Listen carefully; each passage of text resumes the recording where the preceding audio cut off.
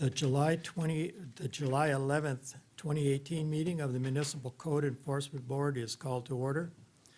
Please stand for the Pledge of Allegiance.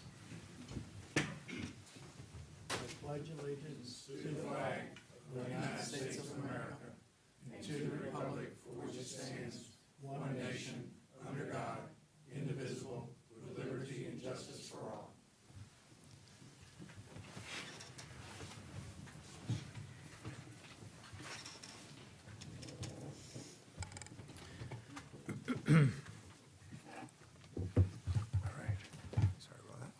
Ladies and gentlemen, the Municipal Code Enforcement Board is charged with conducting hearings to determine whether an alleged violation of the city code has occurred. Decisions made by this quasi-judicial board will be based on evidence and facts presented tonight. Our meetings are conducted in accordance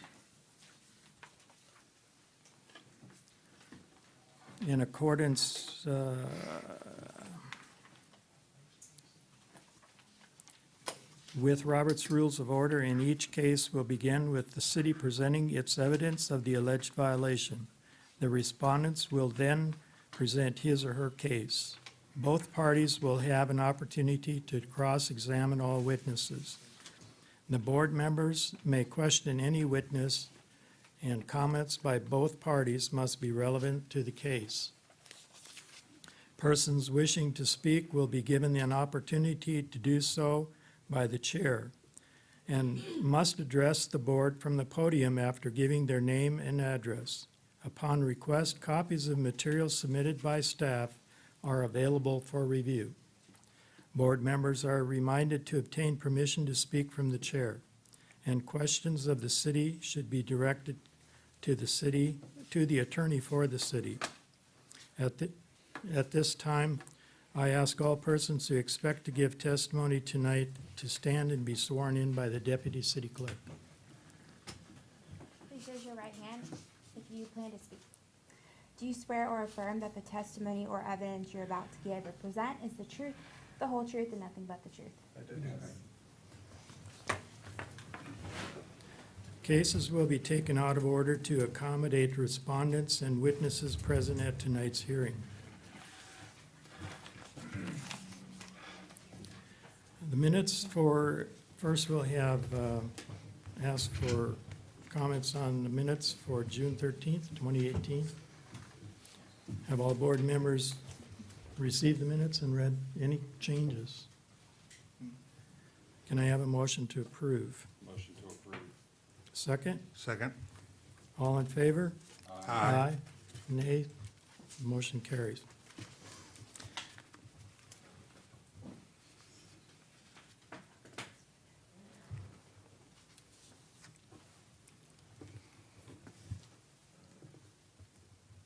Are we ready for the Yes. first case? We are ready.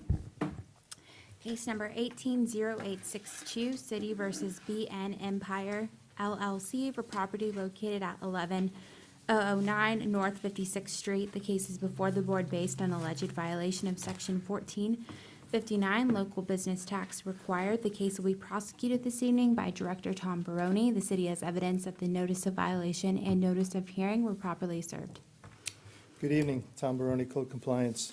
This case originated proactively on March 8th, 2018, when I visited the Indian cuisine restaurant to discover that the business had no local or obtained a local business tax.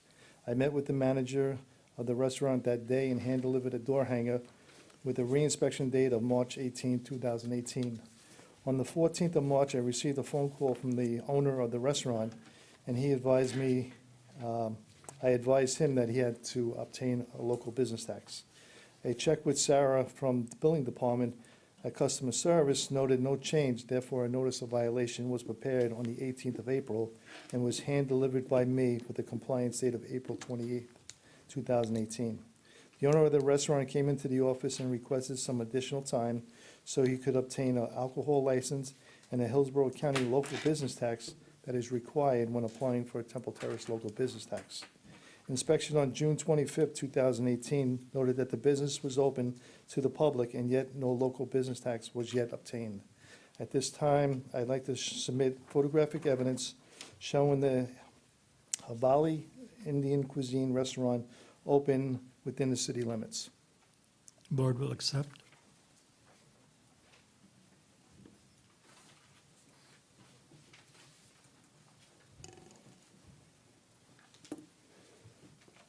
As of today's date, the owner did submit all the paperwork required to the billing clerk, Sarah, on July 10th, while he's still getting his alcohol license. Therefore, the property does remain out of compliance. If the board gives the respondent an additional 30 days, I believe the owner will be able to obtain the tax receipt that's required.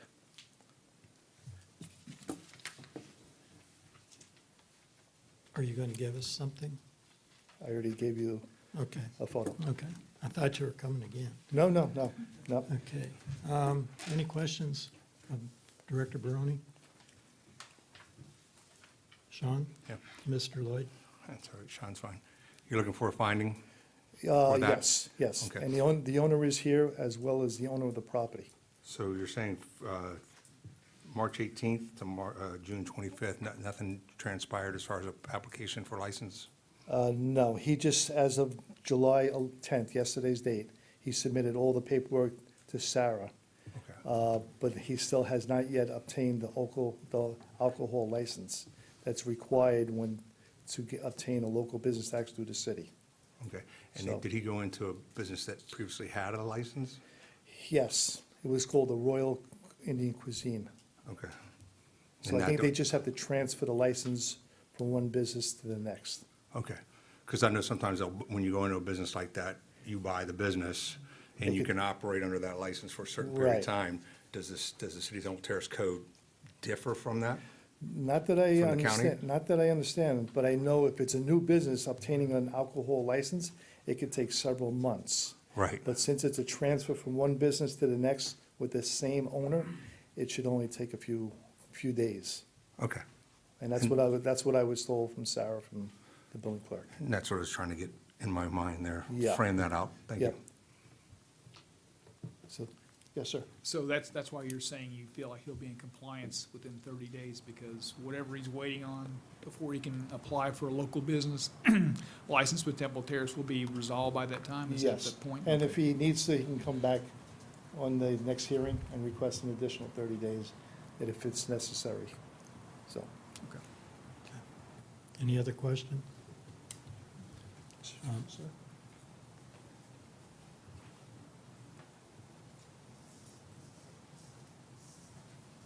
Name and address, please. Raj Bal, 10915 North 56th Street. I'm the owner of the plaza. Okay. Pawan Kumar, owner of Haveli Indian Cuisine, 1109 North 56th Street. Okay. Are you representing the whole case, or are you representing the plaza? One and the same, yes, Okay, because all my tenants should be in compliance. okay. We did have a little bit of the reason of the delay. Could you come a little forward? The little bit of the reason for delay on this obtaining of the license, there was a couple of hands changing for this business. It went from Dhania Drums to Royal Indian Cuisine to Haveli now. And the liquor board is taking its time to transfer. They got to transfer one to the other, and then from Royal to there, so they're taking that little bit of time. but it is an active license, according to the liquor board. So it looks like that, this whole aspect should be resolved within a couple of weeks. Okay. Any questions? No? Okay, do you wish to speak on behalf? I'm just trying to, maybe in a couple of weeks, it will be done, Okay. Couple weeks. All right. Any other persons wishing to speak? Thank you. Call for a motion.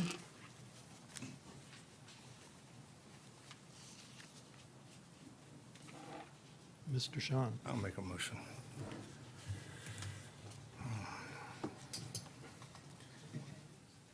Based on the testimony of Code Compliance Officer Tom Baroni and Mr. Bahal and Kumar, I believe it was, presented to the board at this hearing and the documentary evidence received by the board, I make a motion that the board find BN Empire LLC, Havali Indian Cuisine Restaurant, Rajal Ball, registered agent, in case number 18-0862, to be guilty of violating section 14-59 of the city code, and give the respondents until August 8th to come in compliance with the code sections in question. If the property is not brought into compliance by that date, a fine of $30 per day shall begin to accrue on the day following and continue to accrue until the date the violator provides the city with evidence that the property has been brought into compliance. I have a motion by Mr. Lloyd, second by Mr. Stats. All in favor? Aye. Aye. Opposed? Motion passes. No nays.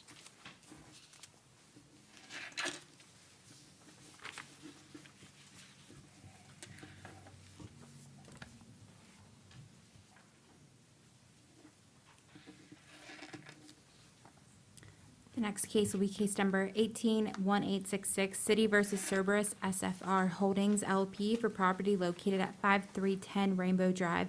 The case is before the board based on an alleged violation of Section 810213P, structural supports maintained in good repair. The case will be prosecuted this evening by Officer Jose Silva. The city has evidence that the notice of violation and notice of hearing were properly served. Good evening, Jose Silva, Co-Compliance Officer. This case originated proactively May 4th, 2018. My inspection at the time noticed the corner concrete support of the carport was knocked down and damaged, leaving the corner of the carport roof unsupported. This time I issued a door hanger with a compliance date of May 17, 2018. My inspection on May 17, 2018 revealed no change. The corner support was still damaged and not properly secured. At this time, I issued a notice of violation with a compliance date of June 11th, 2018. The home was unoccupied, so I posted a notice at the home, mailed it first class and certified mail to the registered owner at the address. On June 19th, I re-inspected the property again, noticed that it was temporarily repaired. This time, I would like to provide photographs of the damaged support column with the temporary repair at the residence. Board will accept.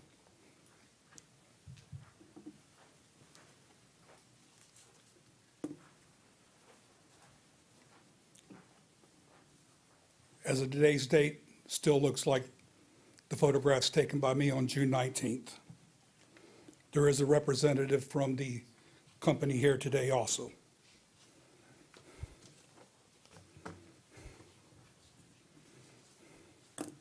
Are there any questions of Mr. Silva? Mr. Snelling? So you're not saying this is in compliance? It's not in compliance.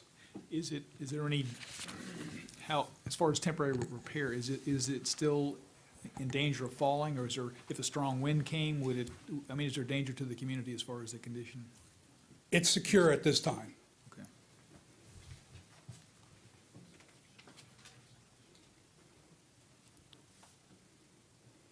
Has there been any visit to City Hall for a permit or anything? I met with the director in EC. He said the permit will be required for that repair. As of this time, a permit has not been obtained. Thank you. Any other questions? Okay. Are you? Name and address, please. My own address? Or the address for my company? Which one? Your address. My address. I'm Ken Tronoris, and I live at 2230 Everest Parkway in Cape Coral, Florida. I work for First Key Homes, which I represent the houses that we purchase, we rehab them, and then we rent them out. Obviously, the renter backed his vehicle into that pillar and never told us. It wasn't until the violation showed up in Atlanta and then was forwarded up to us in Fort Myers where we even knew anything about it. June 4th, I sent a guy there immediately, quickly put up the temps to get it secured so nothing would come down. Contacted at least 3 different vendors that we work with in this area. None of them wanted to touch it. I finally got somebody secured on July 1st who said that he will pull the permits, get all the proper people involved. I'm still waiting for a timeline from him. What we're going to have to do with this one, with my construction background and the age of that home and what's there, we're probably going to have to first find out if there's any footings there. If there's no footings, we have to have footings put in. Then from there, we're going to have the proper fasteners coming from the footing to the post, and then the saddle going from the post to the new, or to the beam. We are not putting back in block. No way, because that's nothing. Somebody else will just knock it down tomorrow. So that's the plan. We're just not ready. We're trying our quick as we can, but I know that once we heard about it, we got there as fast as we could. So I'm just asking for some more time. I haven't heard back from him yet. I was texting him earlier saying, hey, throw me a bone. I'm getting ready to go up there and talk, but I haven't heard anything back from him yet. So hopefully, with his team, he's a plumbing contractor, but he says he has an arsenal of people that can do everything we need, because they're gonna have to have engineering done. That's the one thing. And then after that, gonna have the concrete guy come back in, then a framer come back in, and each little person to be involved. So that's all I'm asking for you guys, just a little more time, and we'll be able to take care of this. I mean, we do not want anything that's unsafe on any one of our properties. How much time do you feel that you would need? Well, knowing that it's gonna have to go to engineering, I would say 60 days. Because for us to get someone to go ahead and sign off on that, they're gonna have to go out to the site. They're gonna have to probe the concrete to find out what's there.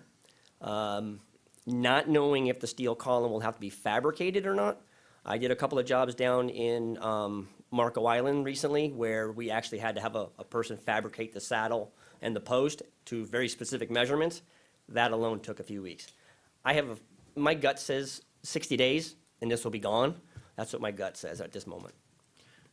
Is this contractor that you have, is he like a general?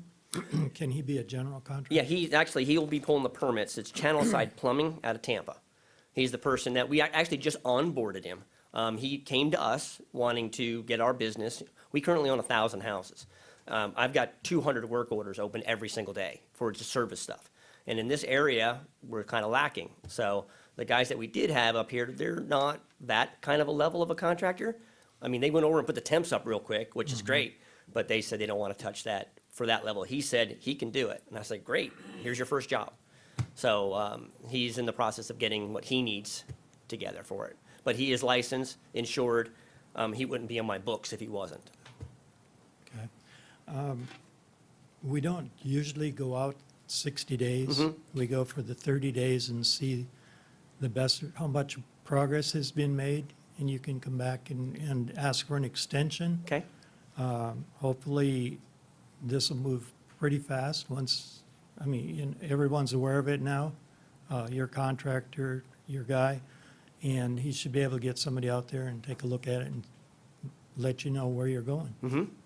And he'll be pulling the permits, so Yeah, and I can normally continue to that's how it update. works. Normally. I gave him an update just a week or so ago that I had somebody lined up, and I'll be here tonight. So I can continue that communication too. Sure. And if I need to come back up in 30 days to visit with you guys again, I can do that. Okay. Any other questions? No? Okay, I have one for him. sure. What timeline are you giving Channel Side Plumbing to get back with you before you decide not to do business with them? Until tomorrow morning. And do you have a crew in Fort Myers that realistically could come up and do all that We're work? not licensed in this area. Not They licensed cannot in pull the, there. that's the permit. I mean, as soon as I said, dude, I need permits, I need engineering, they're like, they just backed away. Okay. So that's my hurdle at the moment. So Everybody Jose loves to do work, but Okay. we're not gonna go So that route. Friday, Jose will know whether you're pursuing another contractor, right? Yes. Okay. Mr. Sullivan. Jose, you said the building inspector did go out there and look at the bracing? Hi, Pace.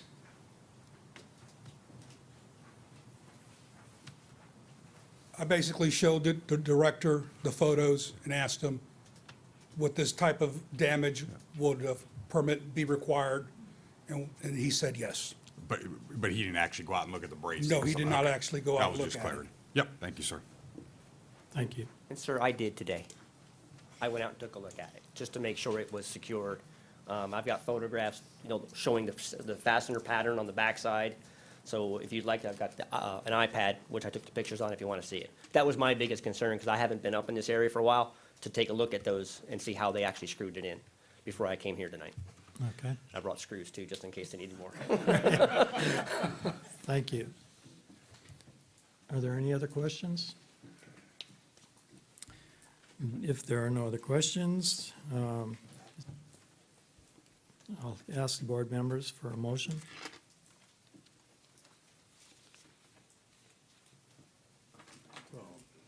You got it? Mr. Stats. I didn't get it. What was his name? What's your last name, sir? Troy Norris. Troy Norris? Troy Norris. Just think of Chuck Norris and say Truck. Okay.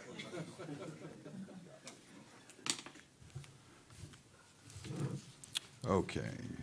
Based on the testimony of Code Compliance Officer Silva presenting case number 18-1866, and the testimony of Mr. Trenoris presented to the board at this hearing, and the documentary evidence received by the board, I make a motion that the board find Cerberus SFR Holdings LP in case number 18-1866 to be guilty of violating sections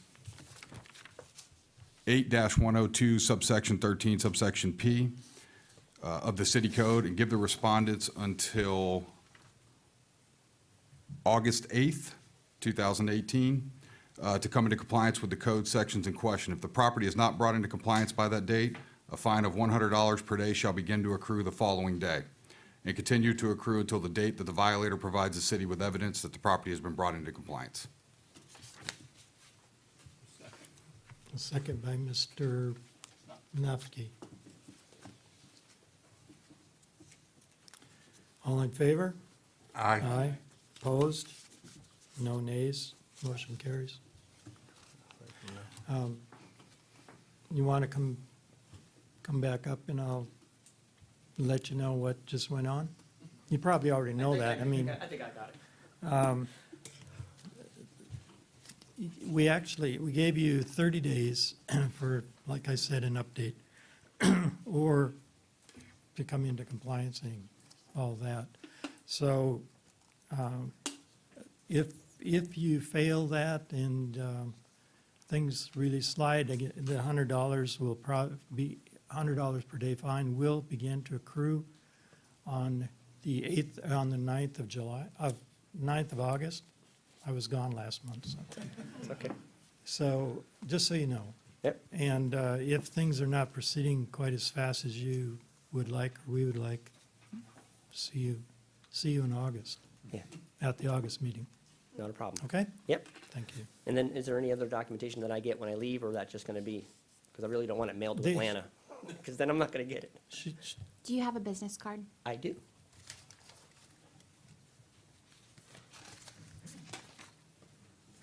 I will send a copy to you. Perfect, thank you. Thank you, guys. Thank you. Next case, Next case is case number 182246, City versus Paulette R. Palmer for property located at 7906 Capwood Avenue. The case is before the board based on alleged violation of Section 12861B7, fences appearance. The case will be prosecuted this evening by Director Tom Baroni. City has evidence that the notice of violation and notice of hearing were properly served. Good evening, Tom Baroni, Code Compliance. This case originated proactively on May 29, 2018. My inspection revealed that the wood fence on the east side had broken slats, and on the west side, the fence gate was in disrepair. Since I had prior history with this property in the past with a fence violation, I prepared a notice of violation that same day with the compliance date of June 13, 2018. I posted the notice at the front door and mailed copies, both certified and first-class mail. I also requested a copy be posted at City Hall for the 10-day requirement. My reinspection on the 18th of June noted no change. At this time, I would like to submit photographic evidence that was taken by me on the 19th of June. Exhibit 1 shows the east fence on the property had missing or broken slats, and exhibit number 2 shows a piece of plywood to block the disrepair fence gate on the west side. Board will accept.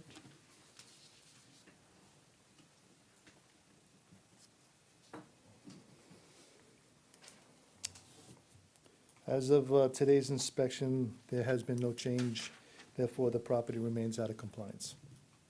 And the owner is here tonight to update you on the fence. Okay. Any questions of Mr. Barone?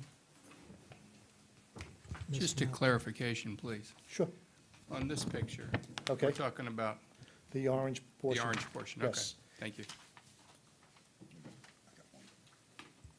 And you said you were familiar with this property from before? Yes. So I've had several cases there. I go to a notice of violation, and what they would do is they would remove the plywood from the fence gate, and it wouldn't obstruct the opening of the fence gate. So the gate is in disrepair, and it's off the hinges. So what they do is I guess they have a dog, I'm guessing, and they block it so the dog doesn't go running out. But I go to a notice, they would take the plywood, remove it for 45 days, I'd put the property in compliance. So I didn't go to a door hanger, I didn't give them the courtesy card, I went right to a notice of violation. did we have previous cases against it? No, No. Okay. no. Thank you. Yes. Mr. Knopf? Same owner all these times with these Yes. different? Yeah. Okay, thank you.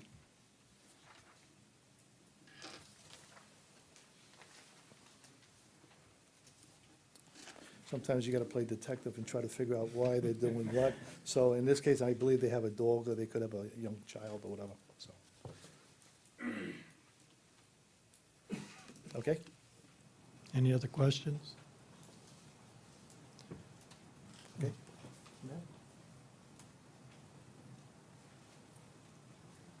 Hi, my name is Paulette Palmer, and I live at 7906 Capwood Avenue.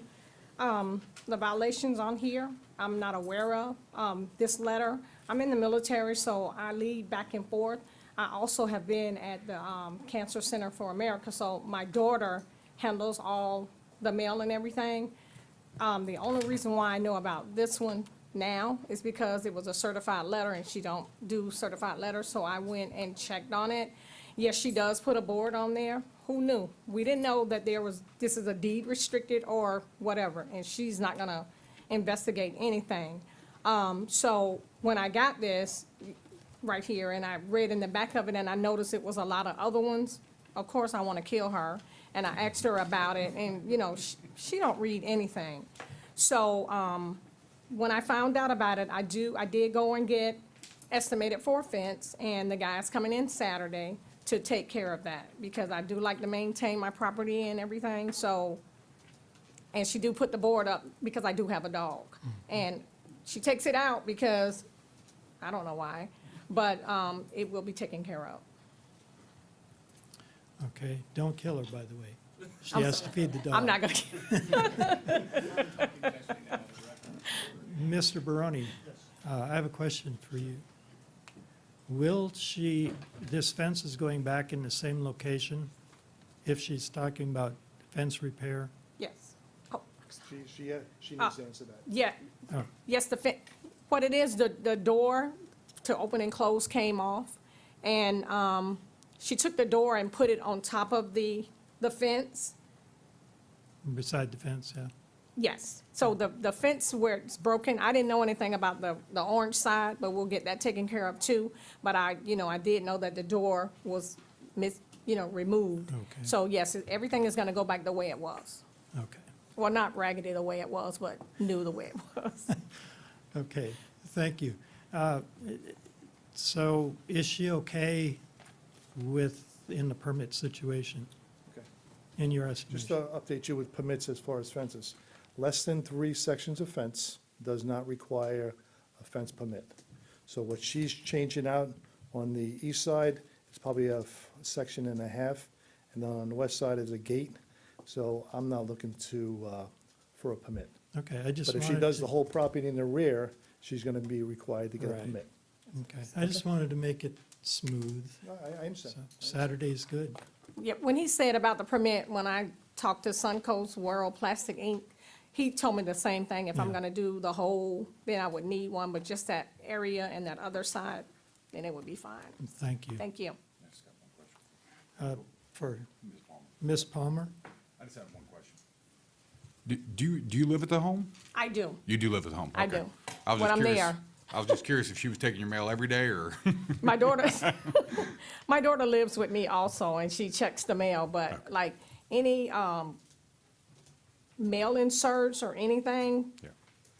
I had a pile when I came back.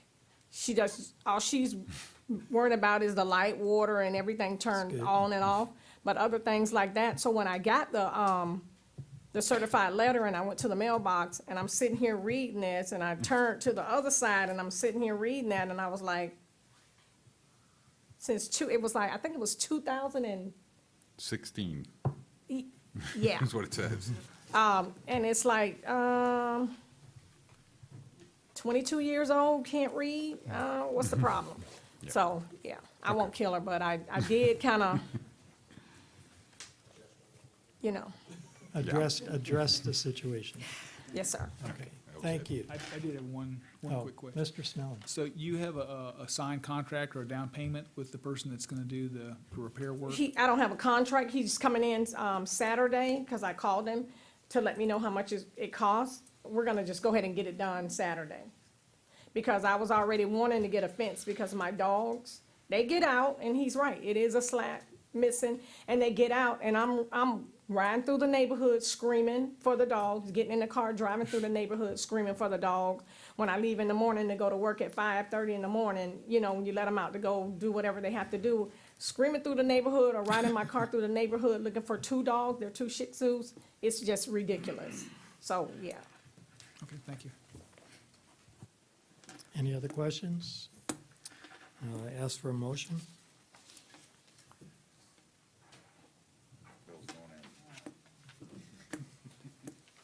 Mr. Snelling.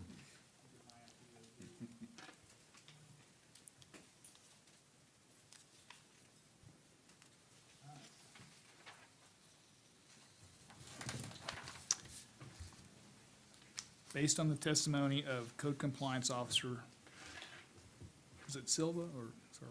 Oh, sorry, Code Director Baroni.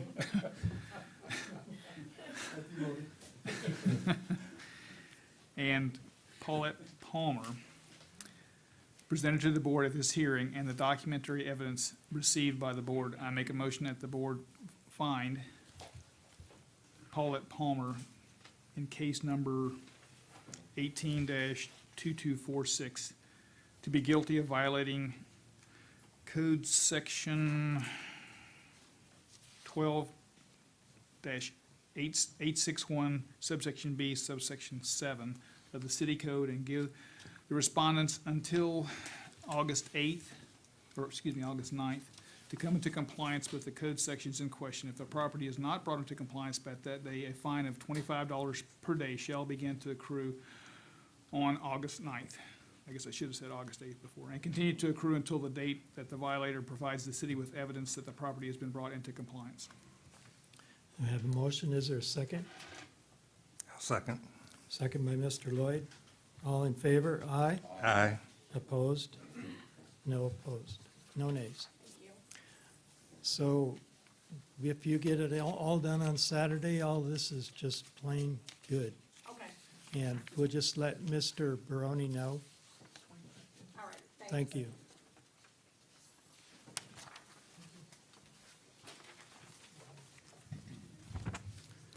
Our next case will be case number 181934, Zitty versus Juan Barreto for property located at 9807 North 52nd Street.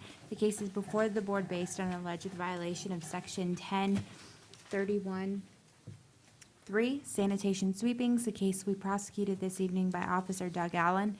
The city has evidence that the notice of violation and notice of hearing were properly served. Good evening, Mr. Chairman and board members. Doug Allen, Code Compliance Officer, City of Temple Terrace. This case originated proactively on May the 10th. My inspection of the townhouse's rear yard outside of the fence area against the rear sidewalk revealed that it needed to be maintained. I left a door hanger on May the 23rd, 2018 with a reinspection date originated on May 10th. The reinspection date was May 23rd. My inspection on May 24th revealed no change. A notice of violation was issued with a compliance date of June the 12th, 2018. No one was home, so I posted the notice at the house as well as City Hall. Copies were mailed both certified and regular mail to the address. My inspection on June 13th, 2018 revealed no change. My inspection on July 9th showed that the site was now in compliance, and I'd like to present an affidavit of compliance. Board will accept.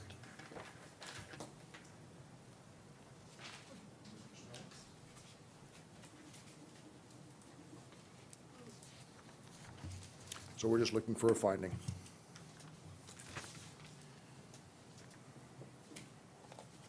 Any questions? Motion, please.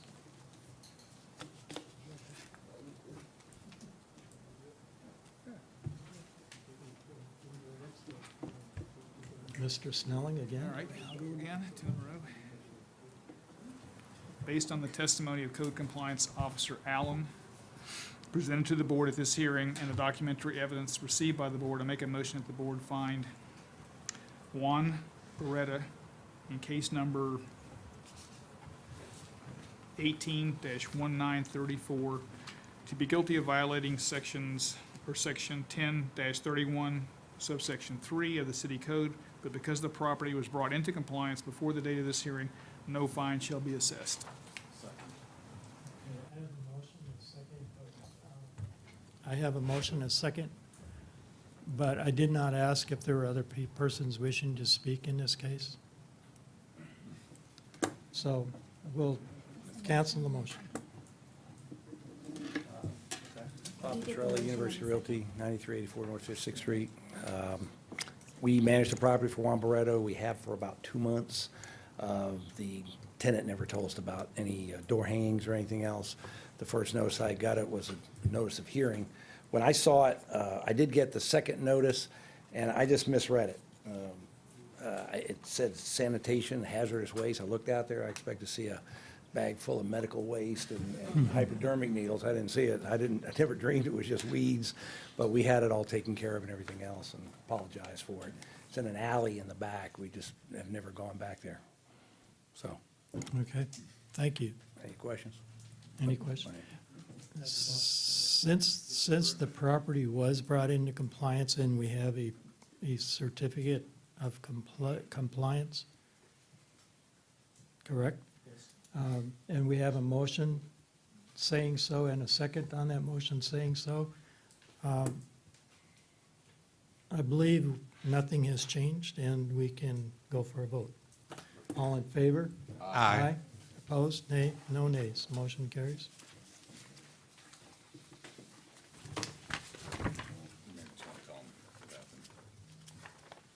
Sir? Now's your time in the light. Because you came into compliance so quickly, and we made the motion so quickly, and it changed, your cooperation and your cleanup was expedient. There is no finding on this case, so thank you very much for Appreciate it. coming into compliance. Yes, sir. Thank you.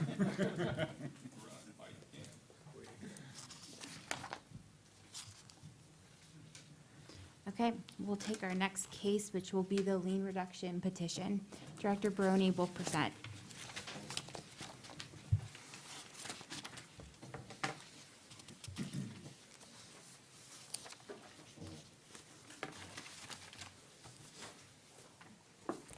Good evening, Tom Baroni, Code Compliance Director.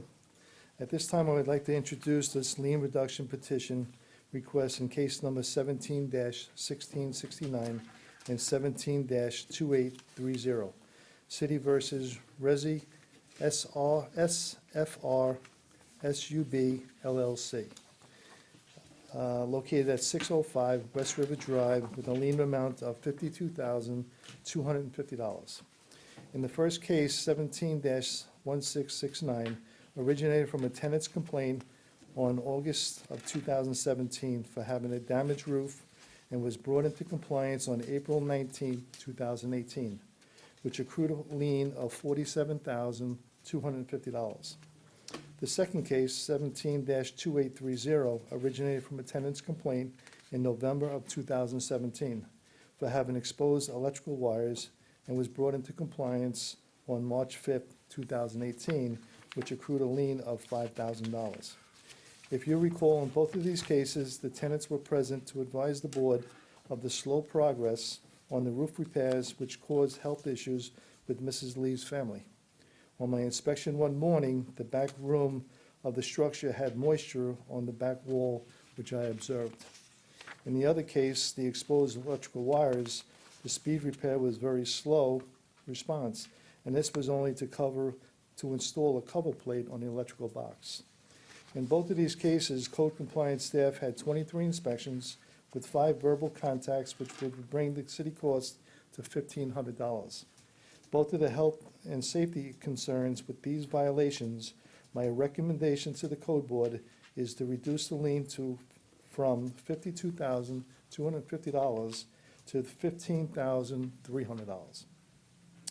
How I came to this conclusion was I took the lien amount in the roof violation was $47,250, and I reduced that down to $12,000. And then for the exposed electrical wire case, which was a $5,000 lien, I reduced that down to $1,800. I also added the city cost of $1,500, which has made the total $15,300. At this time, I would like to introduce the petitioner. All I know is his name is AJ. But if you have any questions, I guess maybe you'll wait till his testimony, and then maybe you'll ask me some questions. Okay. AJ? I don't know. I just looked to the right. Took a guess. Good evening, ladies and gentlemen. My name is A.J. Bedizel, 1050 Enterprise Osteen Road, Enterprise, Florida. I'm on it here on behalf of the owners.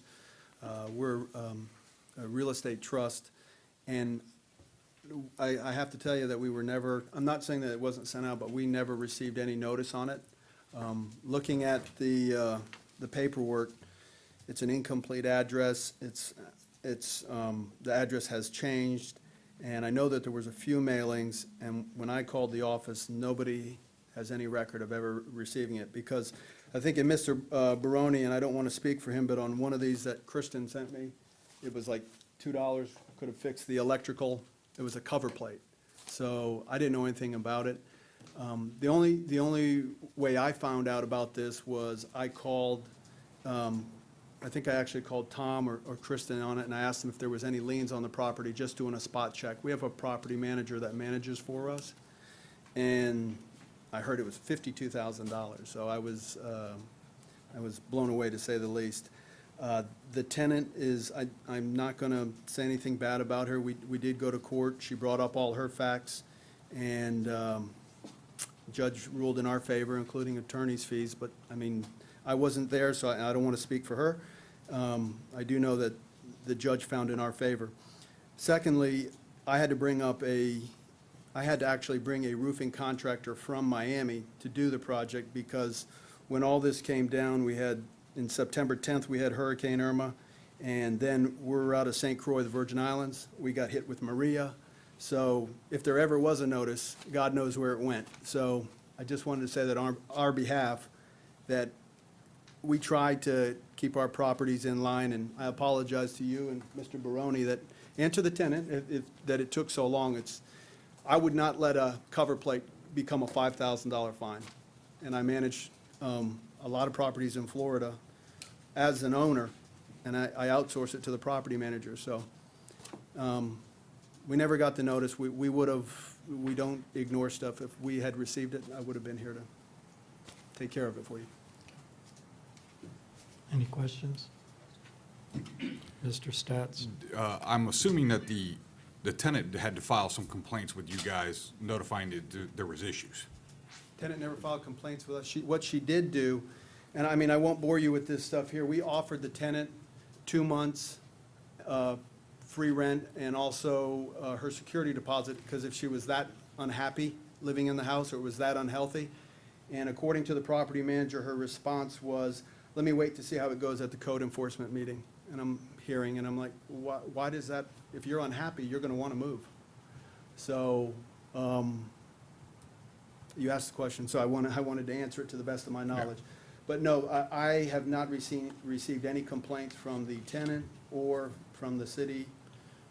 The property manager is the one that brought me all this information as I started doing research. Is the tenant, that was the tenant during these violations, or when the fine started accruing, are they still the tenant? No. We won in court, we got a writ of possession, got awarded attorney's fees, and all monies. You know, and the house, you know, we put a new roof on. I think it was original, it was a tar and gravel roof. I've walked the house 3-4 times. The house is in perfect condition. I love the neighborhood. And we replaced the roof anyways. I said, hey, it's old enough, just do it. So I brought up a contractor from, a roofing contractor from Miami. We did the roof. The electrical thing, I don't even know where that came from. I don't know if it, you know, that the tenant did it. I mean, just remove a cover plate, call code enforcement because she was mad at us or mad at the property manager. She wasn't mad at us because she didn't even know me. So, oh, and by the way, so after that, there was very light unit turn on it. When I went in the place, I said, the place looks great. She took care of the place. I had to fix a couple doors and a light touch-up paint, and the place rented in a week. So it's got a new tenant, and they're very happy, so. Okay, Mr. Nafke? So what you're saying, make sure I understand you. What you're saying is the tenant didn't complain to you. Did the tenants complain to your property manager that works for you? That's correct. And did the property manager that she complained to tell you about it? The property manager did not tell me until I inquired with the city and found out that there was liens. The property manager told me that the tenant had reported a roof leak on August the 10th, and the vendor, they sent out a vendor who, on August the 12th, put a tarp on it. And then because I guess there was some, hostilities between the two, I guess Naomi, who is the property manager, she's out of Atlanta, had got in touch with Mr. Baroni, and Mr. Baroni, I don't want to speak for you again, but she said that Mr. Baroni said, y'all have had enough time to fix this. The property manager said, I think it'd be best if we waited till we got her out of the house because of the hostility. And that's when they made her an offer. When she refused the offer, they went back to the lease, which has a section that if there's more than $5,000 in damage that needs to be repaired, they can ask you to leave. So we asked her to leave in February. And actually, I'm sorry, it was before that. I have the date here somewhere, but she refused, and that's when we had to go to court. And as soon as she got out, we fixed everything right away. Where I'm trying to get to is where the communication broke down. Was it your manager that got the information and didn't do anything with it to notify you? And the second part of the question is, and I'm confident that Kristen mailed stuff, or the city mailed stuff to you, and it probably went both regular mail and certified, where did that go? Because anything that was after September the 10th, there was no mail service for 3 months in the Virgin Islands. I'm not using that as an excuse, I'm just telling you the truth, and that place is very behind. I grew up there, so I know. And I'm not saying that in a bad way, because it's a great place. There definitely was a communication drop between the property manager and myself. I guess they felt that they could handle it on their own. When this originally came up, I was not running the state of Florida for the company. So, you know, no excuse. There probably was some miscommunication, because I would think, they never got any paper. They didn't get served. They told me that. But did they know something was going on? Yeah. Should they have told me? Definitely. Well, I'm looking at, here we've got an Enterprise, Florida address. Correct. Is that, Kristen, would that been where the mail would have gone? not to the Virgin Islands, or do we know? I believe Director Director Brony has that information about where it was mailed to. Yes. You want the mic? Well, AJ stated that maybe he never received any kind of letters from the city, but I checked with the property appraiser today, and the mailing address today, as of today, is the same as what I sent in 2017. So nothing's changed as far as the Virgin Island address or anything. So this is what it says today as far as the property appraiser, and that's what we go by. And that's in Enterprise, Florida? Yes. Okay, No, sir. No, I'm sorry, the Virgin Islands, I'm sorry. okay. Right, the Virgin Islands. Next question then would be, has any of that mail that went there been received back by the city? It came back, Undeliverable? yeah, that's correct. Okay. And that's very common. That's not uncommon. Okay. If I may add one other thing, like on the address too, we are getting it changed, all the current address. I know that when you go and you buy property, it's what's recorded at title. I mean, here it says Christiansted, Virgin Islands, and that's like saying Newberry, United States of America. So it goes down, so. Okay, thank you. Tom, another question for you, Get after Tom, I got one for him, AJ. for AJ. Yeah, go ahead with Tom first. It was me. Okay. Did you have any contact with the corporate company or anything before? No. Nothing? Nothing. Okay. I never received a phone I just call remember from from- anybody. The only phone call I ever got was from AJ. He wanted to know the status of the roof, and once mouse. they made contact with me, and I spoke to a female representative from your company from Miami, things started to happen. So I believe the tenants were out at that time, and things started getting Yeah, I repaired. just remember when the tenants were in, I Right. didn't know if they'd ever No, contacted you. but I guys, never or- made contact. Okay. And Mrs. Lee is here, the old tenant Okay. that used to reside at that property. She'd like to speak on her behalf. And, Very good. Sean has one question Sure, for sure. AJ. AJ, I'm sorry. A lot of different things, incomplete address, wrong address. Is it your intent moving forward, obviously, to maybe make sure all these things are in order? Because the Virgin Islands excuse, I own a home in Crystal Cove, St. Thomas, and I get my mail, even though it's not specific to what, I'm in D, Crystal Cove, St. Thomas. So I'm just concerned with, all this, you said the storm, but then the notice of violation was August 11th, which was 30 days before the storm, and it was traumatic, I'll give you that. It still is, recovery down there. Are we going to see more of a coordinated effort to stay in touch with the city and have the right addresses and take care of these issues? You have a valid question, and the answer to that simply is yes.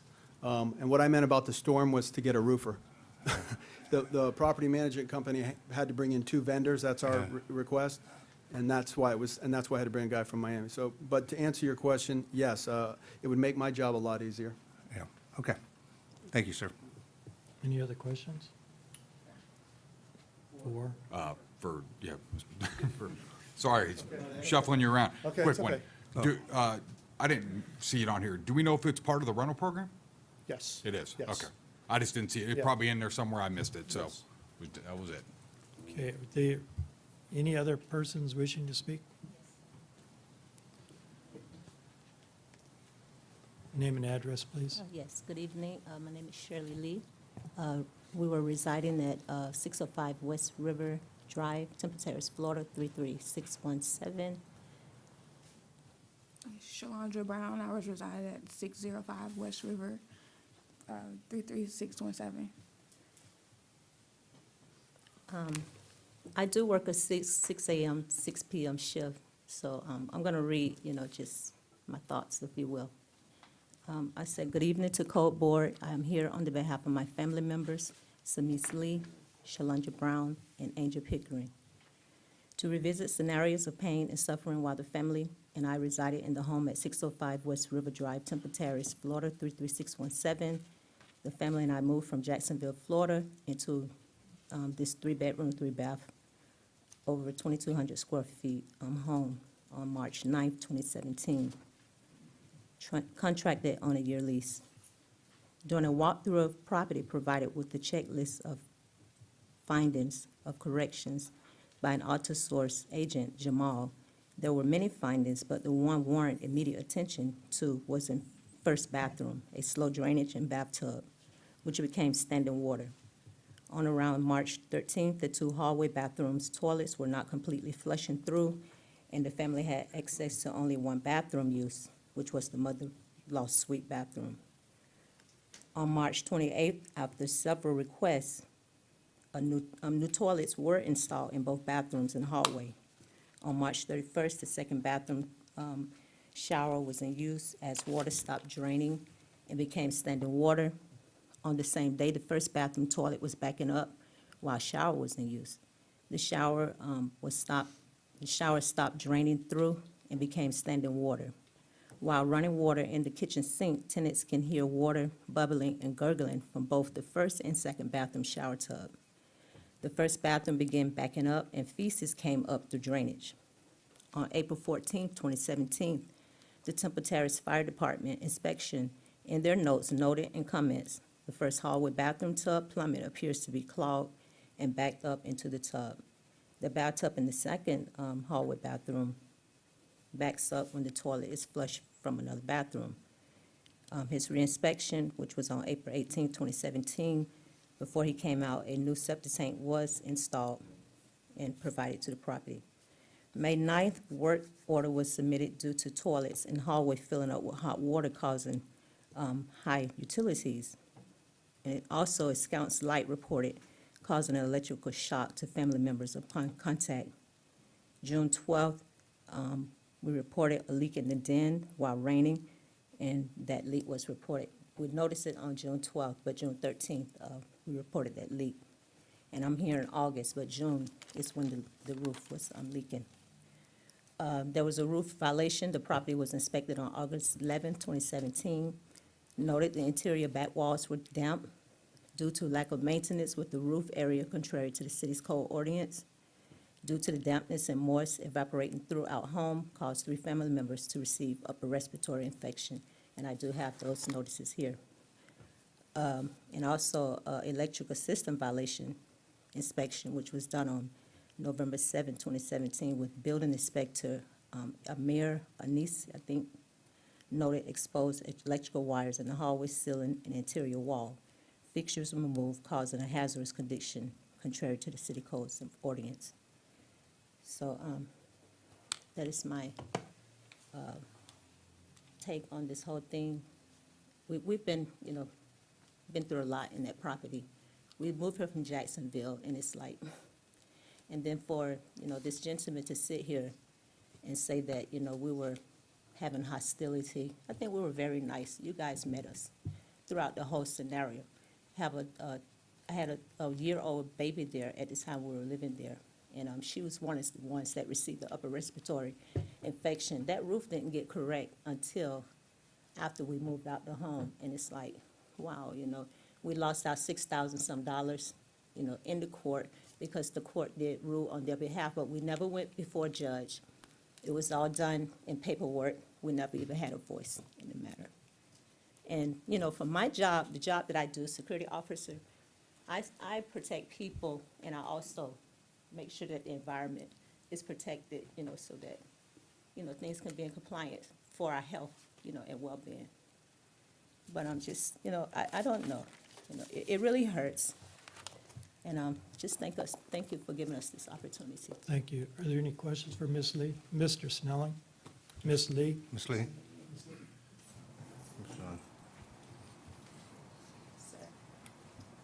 Just did a quick question. When you say you reported the roof violation in particular, you reported it to the property manager?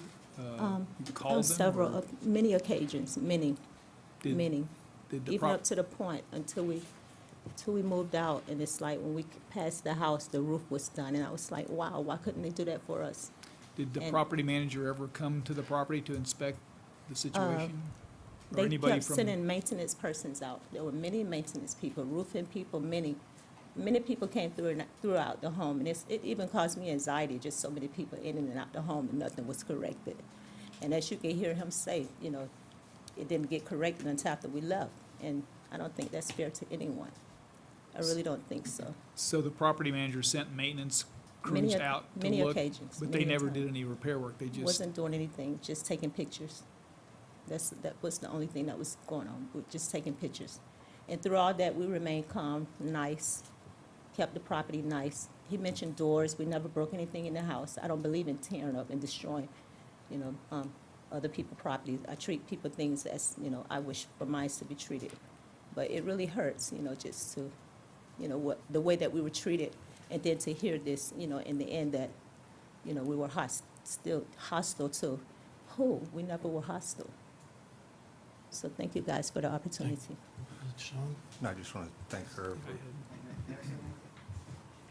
That wasn't directed at you, I apologize. Like I said, I don't know you, I'm just with what was, the way it was going down, the property manager had asked if they wanted to resolve the roof after. And the roofing contractor did go out there, I was told it was tarped, I never saw if it was tarped. I think in one of the reports from Mr. Barone, there was a tarp. So I think between, and again, this is not an excuse, but I think that they had to have two contractors come out. And when this all happened, I think the hurricane did play a part in it as far as getting a contractor from Miami to do it. There is, before I even met, I advised the property management company today that I have a judgment I can pursue against them, and I said, no, let it go. These people, I wish I would have met them because I would have taken care of it for them, me personally. So, Mr. Napke? Just a comment, AJ.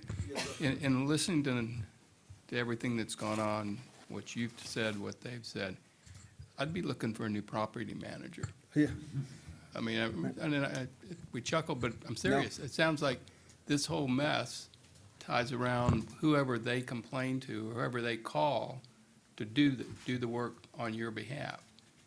And it's gotten you in a pickle. It's cost them money. And, I'd be looking for somebody different, or a different company or somebody else, but Real quick. Not the parliament, but they did come to the meetings. They took it serious with the code violations.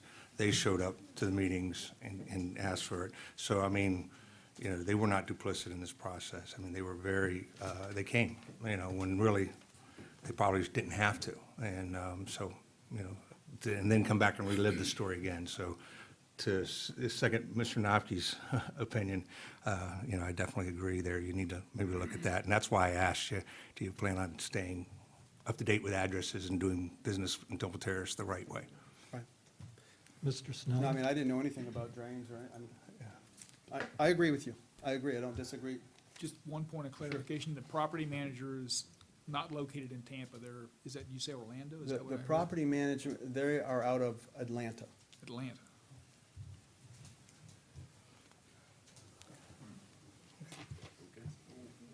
All right.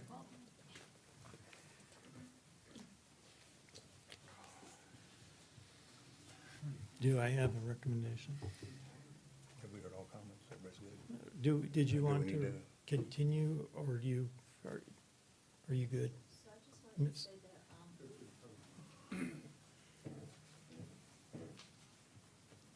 Miss Lee? Yes, we were in contact with someone in Atlanta, and that's close. I mean, Virgin Islands versus the, Atlanta, and they still weren't doing anything, to help us. It was just a lot of back and forth emails, just constantly. It was just like a ball game, and it was like, wow, these are people's lives. These are human beings, So, much respect to them allowing us to stay in the home for a year, but like I said, it was pure hell to live that, to remain calm and just be human in the whole situation. It really was. And then in the end, to lose, monies that we put in the courts, $6,000. We never got a chance to go before the judge. Some judge sent us a letter saying that the money went to them. And it was like, wow, we didn't even get a voice, in the whole matter. So, I just It is hope. unfortunate, because your problems did start rather early in your tenure Yes, at sir. that Yes, sir. property. Well, like I say, June is when we noticed the roof leak. And then, the storm happened when, August, I believe it was. Yeah, so, it's just, the whole thing is just questionable. I hope that the next tenants have a better experience than we do. I wish everybody well, even the company, I wish Right. everybody well. Thank you, sir. Thank you. Okay, can I get a, AJ has the right to Okay. Not testimony. Okay. So you want to read it? You have the right to rebut against what she just said. Oh, what she just said? The notes that I have in my file, it was August 10th, was from the property manager that said they first got the complaint, and then on the roof, and then on August the 12th, the roof, a roofing contractor came out there and tarped it. That is what I'm told. Okay. I, If you have evidence of what you was reporting to the source, does it matter? Because I have the evidence here that we were reporting. no, I think we're good. We heard that previously. I think, Tom, do you have anything to add to wrap it up? Okay. Do I have a motion on this lien reduction? Anyone? Point of clarification before anyone makes a motion, the petitioner's asking for 7,500, is that correct? And the city's recommending 15,300? Yes. I'm not saying I was gonna make the motion, I just want to make sure the numbers are out there. I'm trying not to make too many motions. Yeah, it's my turn, thanks. No. No, it's It's not, it's made not up. on there, you just gotta, Wing it.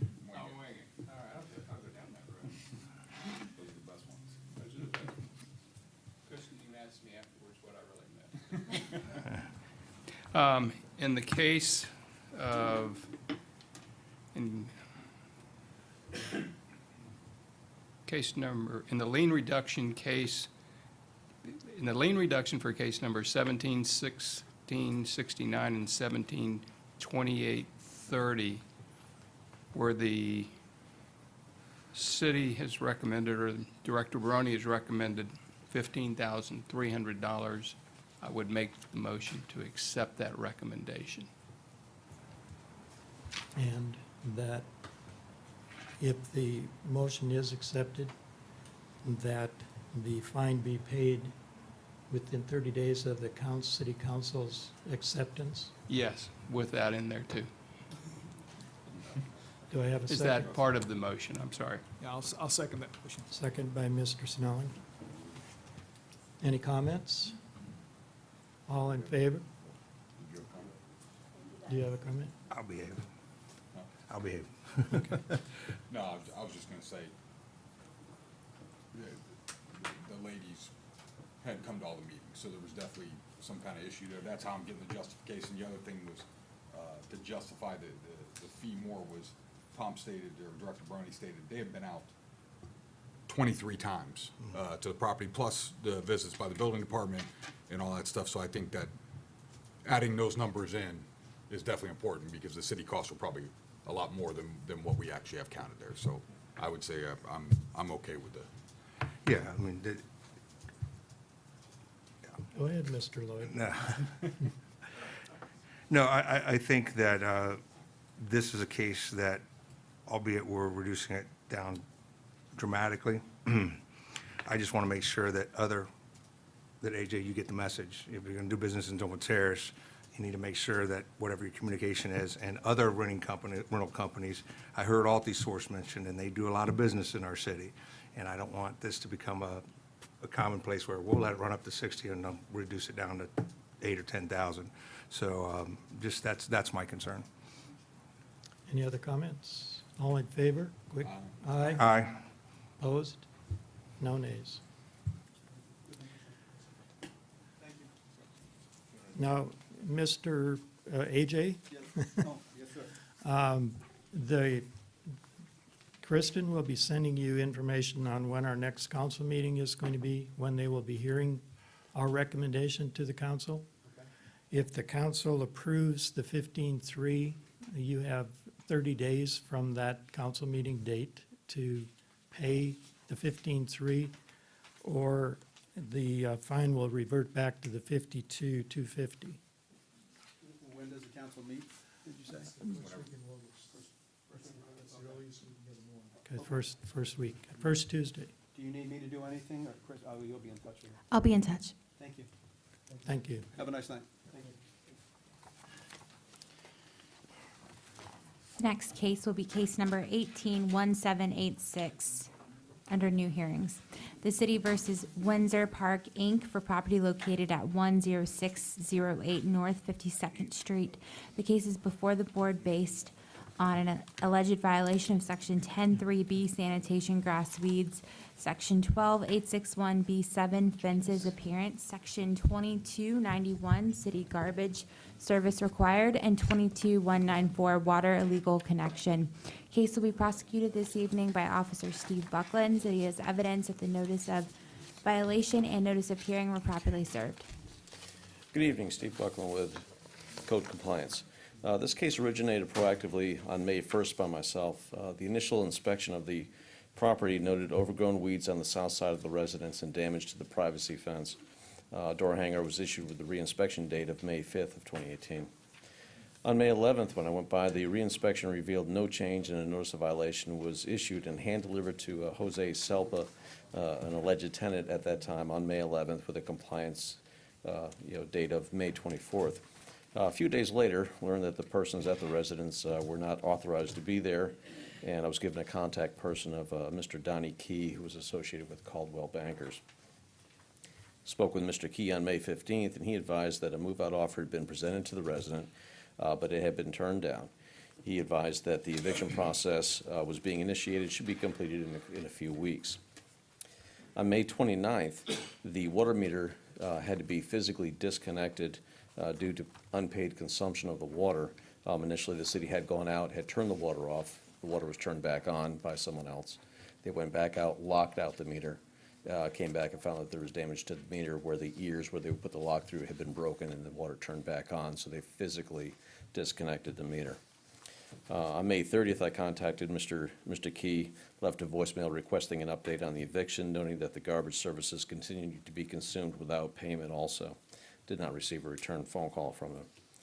June 12th, again, I attempted to contact Mr. Key, left another voicemail with the same information. Again, did not receive a return call. On June 19th, I issued a new notice of violation, which include the additional violations for the water and garbage services, posted it at the residence, also requested that a copy be sent via certified and regular mail to the registered owner. This notice of violation had a reinspection date of June 26th of 2018. On the June 26th, again, there was no change in those violations that we have, and at this time I'd like to submit photographic evidence of the violations. The board will accept.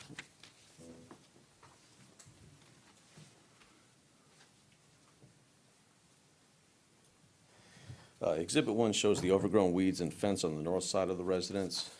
Exhibit number 2 shows the garbage cans still being placed out at the roadside for pickup, which our great collection services continue to do so, so we don't have the garbage just hanging around. Exhibit 3 shows the fence damage and weeds on the south side of the property, and then exhibit number 4 is the screenshot of the last water account for the property that has been closed out. On July 10th, I received a call from Mr. Gladden, who's from Round Point Mortgage. Round Point Mortgage, the owner's name is listed as Windsor Park Incorporated. The mailing address is in care of Round Point Mortgage Servicing Corporation. Apparently, they're the active company. The Windsor Park seems to be lacking a bit. He called, advised he had just been advised of the situation and was going to be proceeding with the tenant removal. As of this morning, the front yard has been partially mowed. The side yards are still overgrown, the fence has not been repaired, and there has not been any garbage or water services set up at the account at this point, so the property still continues to be out of compliance.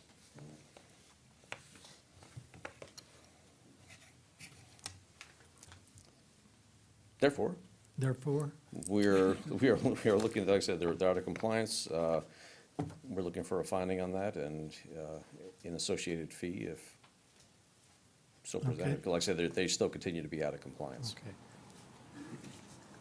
Have you talked directly to the tenant? I did initially. The Jose Selpa, who was presenting himself as being a tenant, said he had a 2-year lease from his uncle, which would have been maybe one of the listed owners previously that had lost the house, and informed him at that point that he could not have a lease on a piece of property that his uncle did not own, and that they needed to find another place to reside or start a lease with the current owners of the property. Right. At that point, he was presenting himself as, you know, as actual tenants, saying he had a lease, but in Right. fact, he did not. Mr. Snelling? Is that person still living at that residence? As far as I know, that same person is still there. I haven't seen him physically, but there have been different cars that have been in the driveway. And again, I've been keeping an eye on the garbage cans have been placed out at the curb for pickup with garbage in them, and the electricity is still on at the property. And I guess a point of education for me, which you may not be able to answer, when they damage city property, like they intentionally, broke the lock that you guys hit, that's not a criminal offense? That should be listed as criminal mischief, and that, the city would be listed as the victim on that. I believe the water department would be the one that would be filing for that, because they're the ones that notified us that they had physically disconnected the water meter. But right, currently, there's no electricity or water at No, at the house. electricity is on at the house, but there's no water being provided by the city, at least through that meter. I do not see any place where there's a garden hose being draped over the fence that would indicate that they're getting water from someone else. There may be a well on the property, I don't know. Thanks. Were you able to establish whether the Tampa Electric is being billed to that address, and if that's the name of the guy that represents him as a tenant? I don't know. You don't? Okay. Any other questions? Mr. Stats? How long ago do you think the bank took it? I think I messed up the dates. When you think the bank took the title back or whatever it was? I think the most recent sale on it was February of 2018. Okay, so So that's it was why it went through- earlier this year. It went through auction or whatever. So they've owned it since February and have pretty much done nothing with it. Correct, because the last person that had the account set up there, the account terminated on March 1st. Gotcha. So, do you believe that we have one of another one of these occupied homes that we're going to have to go through eviction and all of that kind of stuff? Is that kind of the way this is It sounds like presenting? the property owners are going to have to go through the eviction process. This may be another situation where you have not all the information being provided to the actual owners of the company, owners of the property, that a property management company, is not following through like they should be. Again, like I said, I had initially had some conversations with Mr. Key from Caldwell Banker, but then those return calls ceased. And so I'm wondering if there's, potentially an issue on that part. But now my most recent contact has been straight with the mortgage company that are claiming that they are the actual owners of that piece of property. And that's Windsor Park. Well, no, Windsor Park, it's Round Point Mortgage Services located up in Charlotte, North Carolina.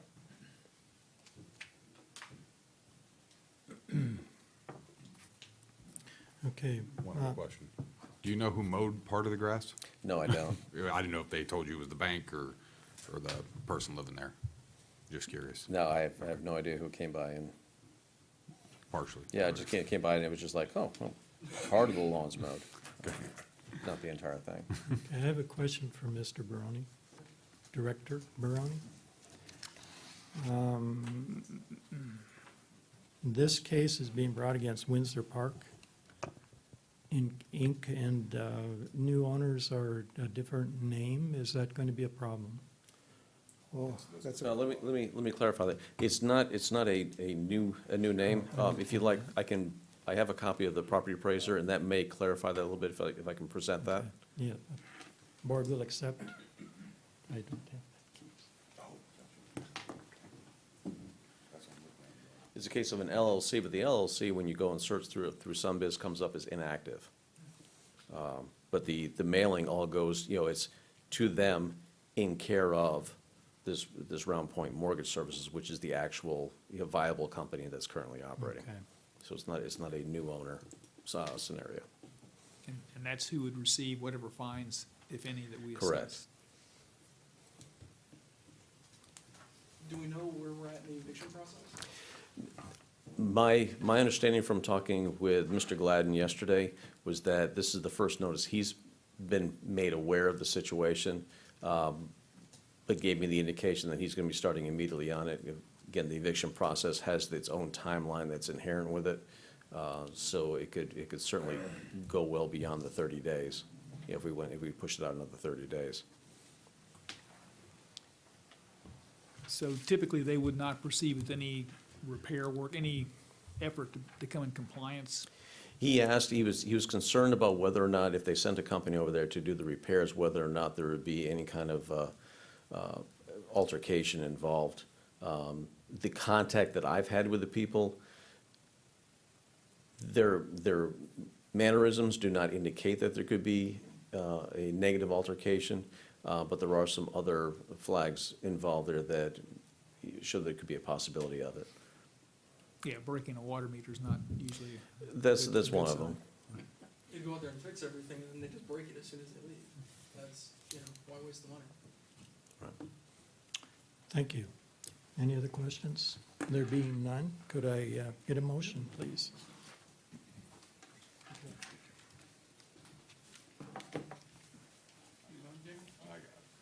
Okay, Mr. Stats. Okay.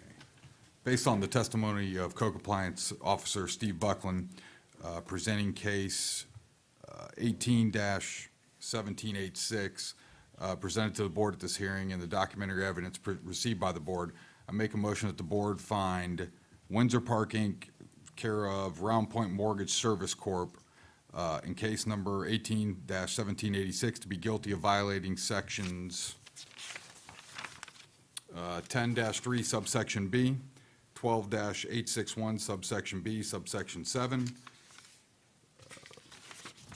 section 22-91, section 22-194,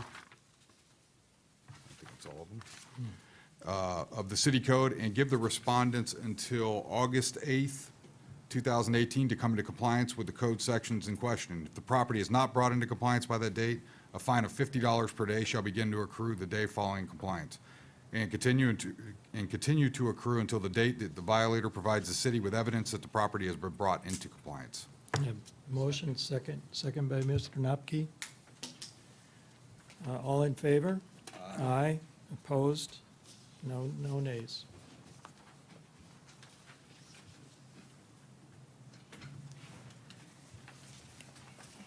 Okay, our next case will be case number 18-1995, City versus Norma D. Redding, trustee for property located at 730 Downs Avenue.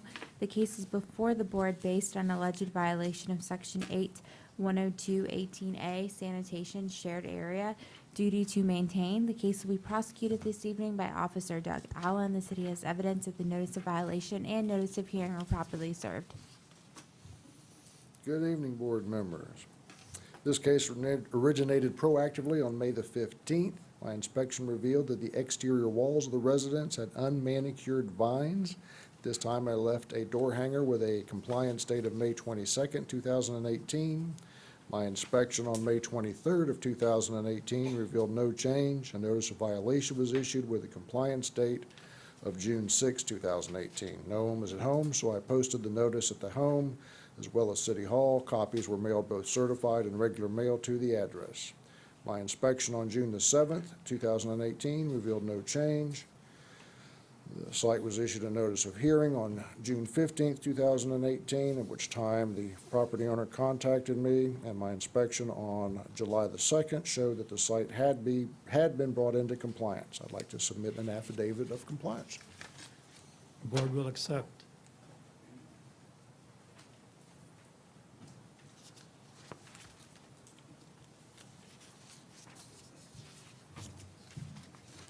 That's two. That's two. And more to come. I guess he's making up for missing last meeting. That's right. Him too. Are there any questions? Can I call for a motion? Make a motion. All right, Mr. Lloyd.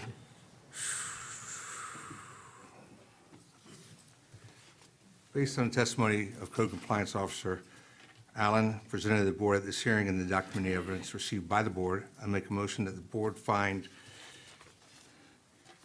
Norma D. Redding, trustee, in case number 18-1995, to be guilty of violating Section 8-102, subsection 18, subsection A of the city code, but because the property was brought into compliance before the date of this hearing, no fine shall be assessed.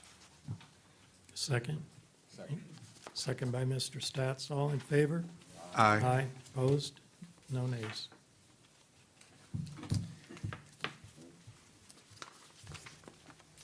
The next case will be repeat case number 182006, City versus Ayman Osman and Asma Alzine for property located at 7442 Terrace River Drive. The case is before the board based on alleged violation of Section 12860 inoperative vehicle outdoor parts storage. The case will be prosecuted this evening by Officer Jose Silva. City has evidence that the notice of violation and notice of hearing were properly served. Good evening, Jose Silva, Co-Compliance Officer. This is going to be a notice of repeat violation. This case was presented to the board on October 11, 2017, MCEB 17-1963. The board found this violation did occur and there was a violation for inoperative vehicles at the residence. The violator was given 30 days to bring the property into compliance, and the property was brought into compliance on November 8, 2017, prior to the expiration date. On May 15, 2018, an inspection noted 2 inoperative vehicles parked in the driveway of the residence with expired tags. This time I issued a door hanger with a compliance date of May 18, 2018. An inspection on June 1st, 2018 revealed no change, so I issued a notice of repeat violation at the residence. The home was unoccupied, so I posted notice at the home as well as City Hall, and also mailed copies, both certified and regular mail, to the address. On July 9th, I re-inspected the property and found no change. There was still an inoperative vehicle in the driveway. This time, I would like to offer to the board three items, the copy of the finding for October 11, 2017 by the board, and 2 photographs. First photograph is going to be the inoperative vehicle in the driveway, and the second is going to be the photograph of the expired tag on the vehicle. Board will accept.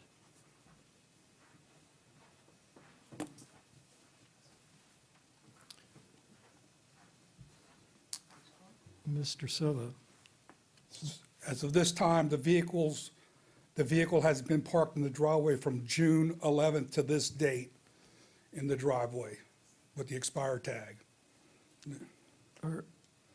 Are not these the same vehicles that were parked in this driveway in the original violation? The silver Lexus, the one that's what the expired tag is, the second one is not, but it also has an expired tag.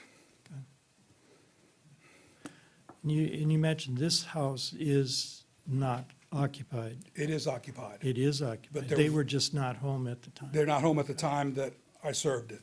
Okay, thank you. Occupied by the owner or rented? He's the owner of the residence. Thank you.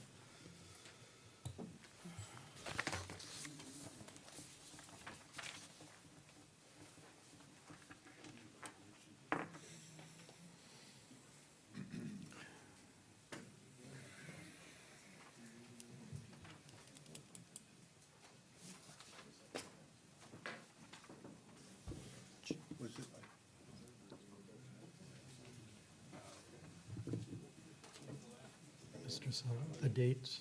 No, I got the dates. I'm trying to, I want to see if, did they ever come before, they didn't come before us because they got it compliant, right? That is correct. They never appeared for the first case. Right. And what dialogue did you have regarding, have you had any dialogue with the owners? No, sir.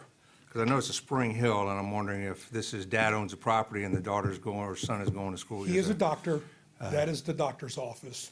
That is his office. Okay, And that's where everything is forwarded to, and gotcha. Okay. So we're basically looking at 30 days from notice of repeat violation, that it was been sitting there today to tonight, from June 11th? I served the notice on the 1st, Right, 10 days, which will be the 11th of June. From there on, it's, right. to today, it's still out of compliance. So I just want to confirm with either you or the city attorney, we would use the 11th as the date of being repeat violation, not the 1st? The 11th, because we gave them the 10 days to come in compliance. Gotcha. That's, right. get service. Okay. For us to get service. So from the June 11th to tonight. That's correct. Perfect. And it's still out of compliance. Any other questions? Motion, please. I'll go for it. What the heck? You got the math. Mr. Lloyd. Okay. Based on the testimony of Code Compliance Officer Jose Silva presented to the board at this hearing and the documentary evidence received by the board, I make a motion the board find Osman Ayman and Asma Alzine in case number 18-2006 to be guilty of a repeat violation of Code Section 12-860 of the City Code.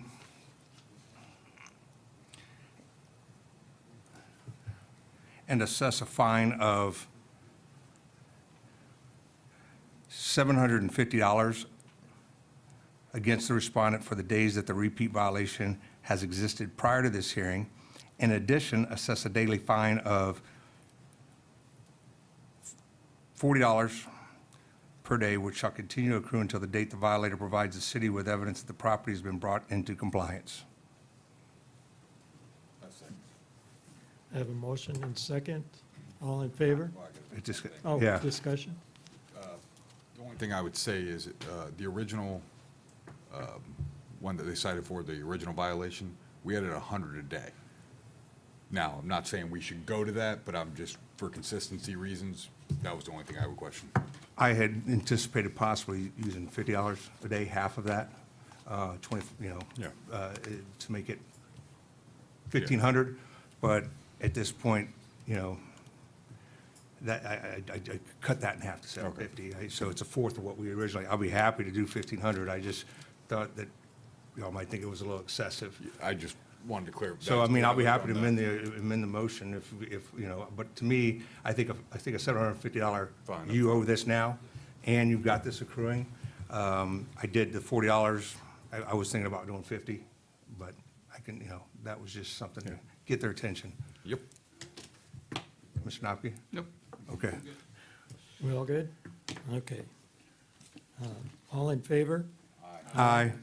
Opposed? No nays. Who was the second? Mr. Stats. I read them myself.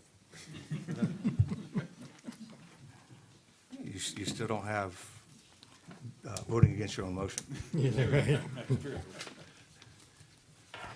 The next case is 18-2059 City versus Spectrum Medical Park LLC for property located at 311 Bullard Parkway A. The case is before the board based on alleged violation of Section 81661B minimum standards, exterior walls and surfaces, and Section 12861B7 fences appearance. The case will be prosecuted this evening by Director Tom Brony. City has evidence that the notice of violation and notice of hearing were properly served. Good evening, Tom Baroni, Code Compliance. This case originated from a neighbor's complaint that I received on May 17, 2018. My inspection that morning noted staining on both of the commercial property exterior walls and heavy staining on the south parking lot buffer wall. The building appeared to be vacant, so a notice of violation was prepared on that same day with a compliance date of June 25th, 2018. I posted the notice at the front door and mailed copies, both certified and first-class mail. I also requested a copy be posted at City Hall for the 10-day requirement. I received a phone call from the doctor's wife requesting some additional time, which a month of time was granted. My inspection on the 25th of June noted no change. At this time, I would like to submit photographic evidence that was taken by me on June 25th, 2018. Exhibit 1 shows a stained exterior north wall, and exhibit number 2 shows the stained buffer wall on the south parking lot. Board will accept.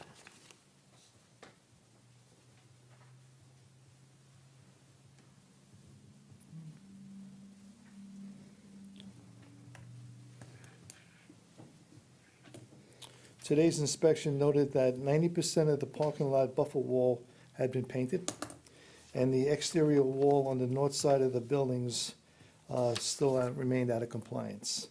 I spoke to the doctor's wife. She had called me this morning, and she is requesting that I request to the board additional 30 days be granted to the doctor. So it still remains out of compliance. Okay. Any questions? Are we good for a motion? No, I got it. Sure. So this is a commercial property that faces onto Bullard, right? That's correct. It's on the corner of Ridgedale and Bullard Parkway. But there is a business in there currently, or? There's a doctor's office in there that I found out later on, but it appeared, when I first initially went there, it looked like a vacant, 2 buildings looked like they were vacant. So there was no cars in the parking lot, so I went right to a notice of violation. Okay, thanks. Okay, thank you. You're welcome. Motion, please. Mr. Nupke? Let's see, based upon the testimony provided by code. Pardon? The mic. Based upon the testimony of Code Compliance Officer Tom Baroni, Director, in the case, presenting case 18-2059, presented to the board at this hearing, and the documentary evidence received by the board, I make a motion that the board find respondents Spectrum Medical Paralegal LLC, Ronald Bardmore, registered agent, if I'm reading the right one, in case number 18-260-59, to be guilty of violations of section codes 8166 and 12861 of the city code. Give the respondents until August the 8th to come into compliance with the code section in question. If the property is not brought into compliance by that date, a fine of $50 per day shall begin to accrue on the day following the compliance date, or following that meeting, and continue to accrue until the date that the violator provides the city with evidence that the property has been brought into compliance. I have a motion. Do I have a second? Second. Do we need to get the subsections in there, or does? Did I miss he the did. subsections? I'm sorry. That's right. One. Go ahead, just read them out again. Okay, the subsection, I don't see any on 8166 and on that violation. 8166 1B, sub 1 and sub B, and parent B, and under the second one, B7. Yes, Thank you. thank you. Motion and second, all in favor? Aye. Opposed? Nay? No nays. The next case is case number 18-2070, City versus 2017-1 IH Borrower LP for property located at 8511 Caladesi Island Drive. The case is before the board based on alleged violation of Section 810214A, fences maintained in good repair, and Section 12861B8, fences front yards. The case will be prosecuted this evening by Officer Jose Silva. City has evidence that the notice of violation and notice of hearing were properly served. Good evening, Jose Silva, Co-Compliance Officer. This case originated proactively May 17, 2018. My inspection at the time noted a 6-foot-high privacy fence exceeding the 3-foot-high limit, extending past the residence into the front yard. Also, the privacy fence was in disrepair along the side yard into the backyard. This time I issued door hanger with a compliance date of May 31st, 2018. My inspection on May 31st, 2018 revealed no change, so I issued a notice of violation with a compliance date of June 14, 2018. No one was home, so I posted notice at the home as well as City Hall, and also mailed both copies certified and regular mail to the address of the registered owner. On June 15th, I re-inspected the property and found no change. This time, I would like to submit photographic evidence of the violations taken by me on June 15th. Photograph number 1 is going to show the 6-foot-high privacy fence in the front yard, and photograph number 2 is going to show the privacy fence in the side rear yard in disrepair. Board will accept.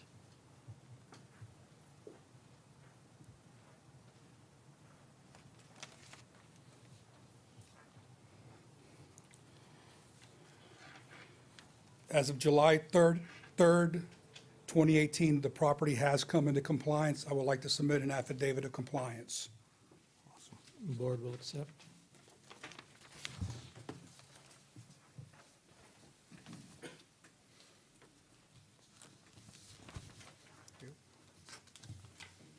Did they remove the, Yes, sir.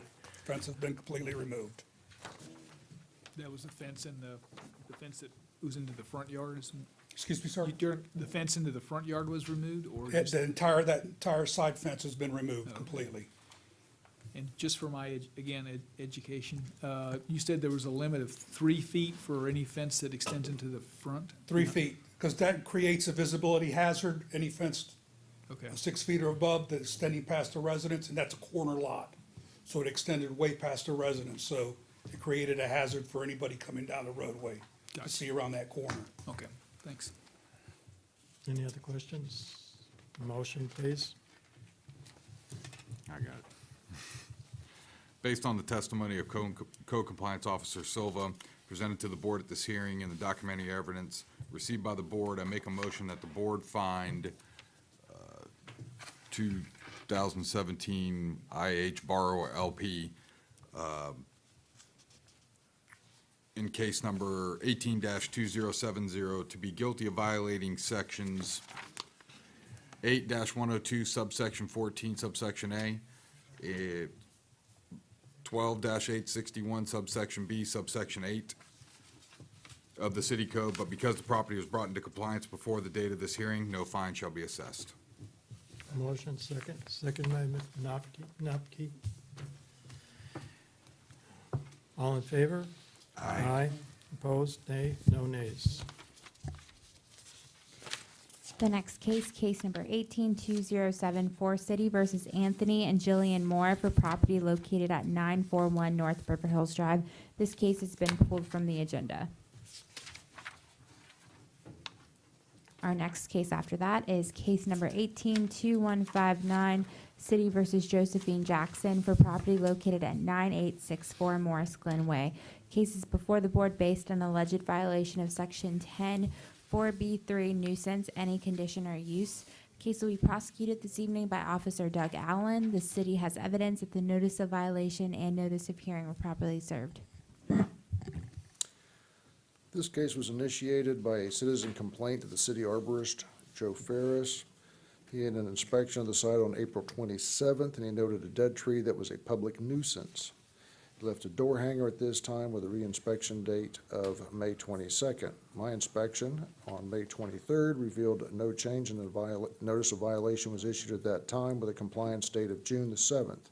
No one was at home, so I posted the notice at the home as well as City Hall. Copies were mailed both certified and regular mail to the address.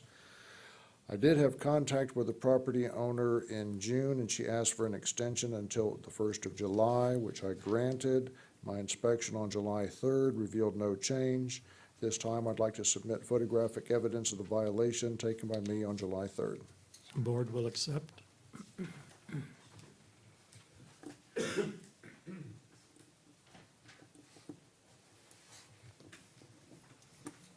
As of this date, there's been no change, and the property remains out of compliance.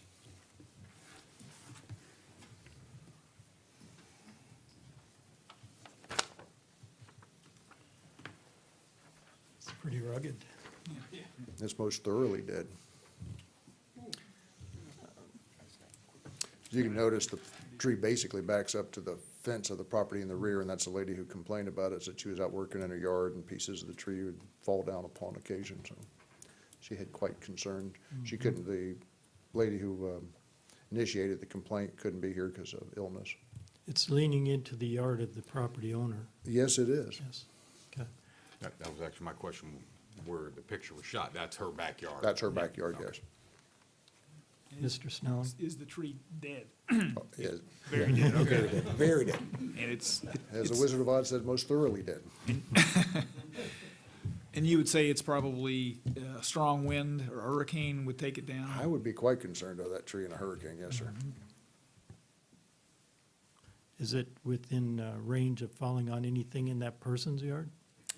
She says that there's still pieces that fall, and she is. No, I mean the other. Oh, of the neighbor in the who made the owner's initial complaint? Yeah. She said that there's still pieces that do fall down. There's not too much trunk, too No. many branches left. It's basically a trunk with 2 or 3 moderate-sized branches, and that's all. Is there a structure that it could hit? Is something If close it enough? fell, it would hit the property owner's house that owns the tree. That was my question. And you said on here, Mr. Ferris, the arborist, advised her on 4/27 that it needed to be handled. Yes, sir. Okay. And you gave her till July. Right, yeah, she So- wanted to get an extension, she said, due to monetary reasons, so. Yeah, okay. And once, didn't appear to ever be any change, and whenever I go to the house, doesn't ever appear that anybody's there. And one of the neighbors, maybe hearsay, said that she travels a lot, or she's rarely at home. Okay. Okay. Any other questions? Thank you. You're welcome, sir. Could I get a motion? I'll take this. Mr. Snellen.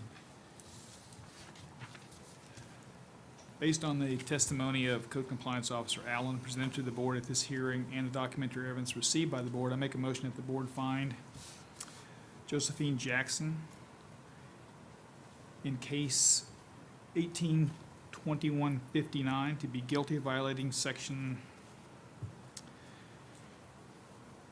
10-4 subsection B subsection 3, and give the respondents until August 8th to come into compliance with the code sections in question. If the property is not brought into compliance by that date, a fine of $100 per day shall begin to accrue on August 9th and continue to accrue until the date that the violator provides the city with evidence that the property has been brought into compliance.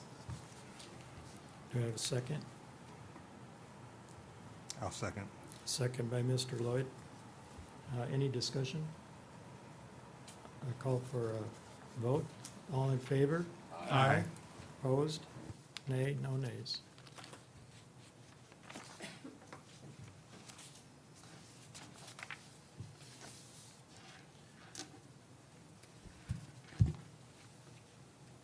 Our next case is case number 182291, City versus Syed Jafar Bahani for property located at 7602 Willow Park Drive. The case is before the board based on alleged violation of section 10(3)B sanitation grass weeds.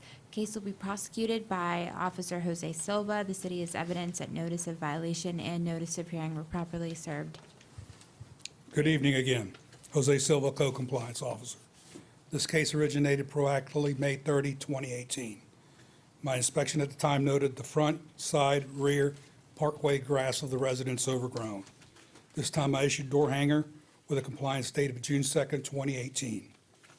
My inspection on June 4th, 2018 revealed no change, so I issued a notice of violation with a compliance date of June 14, 2018. No one was home, so I posted the notice at the home as well as City Hall. Also mailed copies, both certified, regular mail, to the address of the registered owner. On June 15th, I re-inspected the property and found no change. This time, I would like to submit a photograph taken of the violation by me on June 15th, showing the overgrown yard grass of the residents. Board will accept.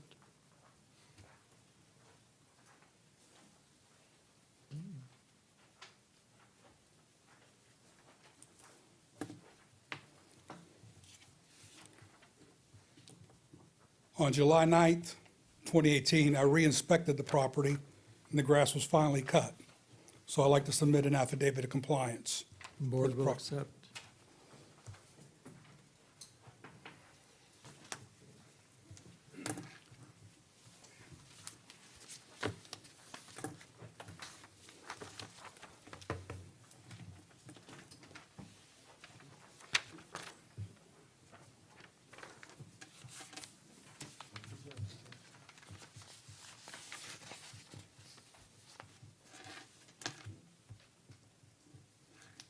Are there any comments? A motion, please. I'll take a chance. Based on the testimony of Jose Silva presented to this board, presented to the board at this hearing, the documentary evidence received by the board, I make a motion that we find Saeed Jafar Bahani in case number 18229 to be guilty of violating sections 10-3, parent B of the city case number of the city code, but because the property was brought into compliance before the date of the hearing, no fine shall be assessed. A second? Second. Second by Mr. Stats. Any discussion? All in favor? Aye. Opposed? No nays.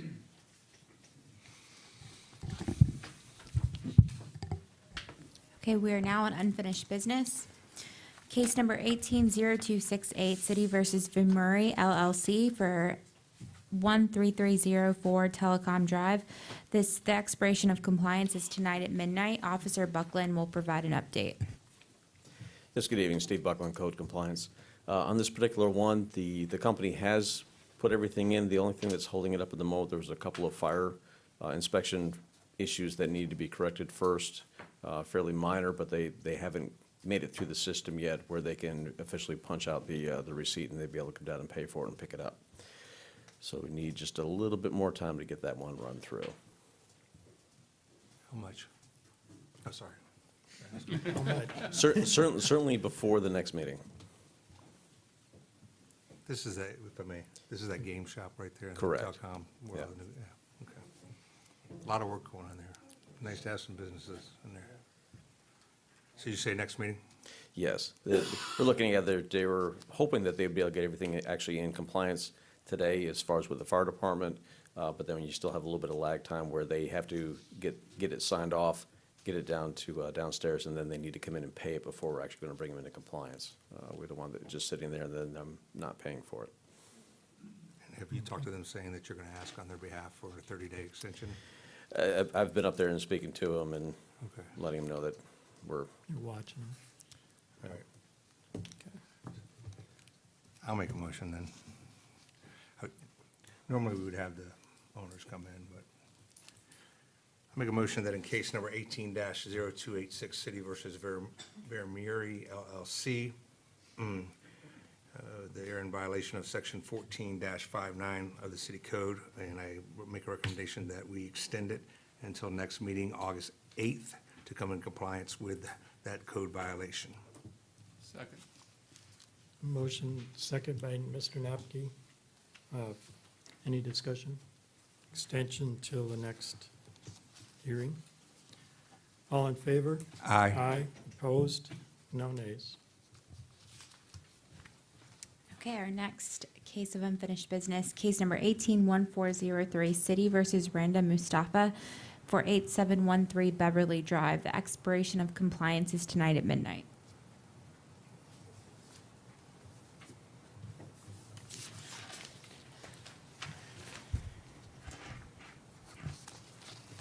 I'm ready for Lean's list whenever you are. That's good. Do we need to review, guys? We've seen these Yeah. on a regular basis. Do we have any to get? Okay. Okay, let's start. Go for it. I have affidavits of compliance first. Case number 151689, City versus Ayman Osman and Asma Alzine, 12415 North 59th Street. Case number 160561, City versus Estate of James Edward Hinkle Jr., 7504 Gadsden Drive. This was a property transfer. Case number 172737, City versus Betty J. Owens, 505 Brentwood Drive, partial compliance for Section 810213H.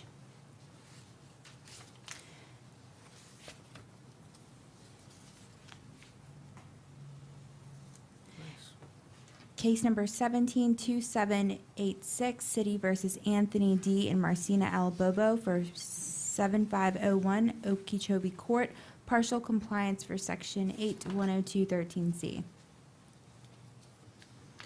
Case number 173269, City versus Timothy Madison, 5301 Rainbow Drive, partial compliance for Sections 81022 and 81021. Case number 173282, City versus Bernard Patrick Joseph, Paul Charles, Carmel Murray King, and Jacqueline King Rooks, 6703 East 113th Avenue.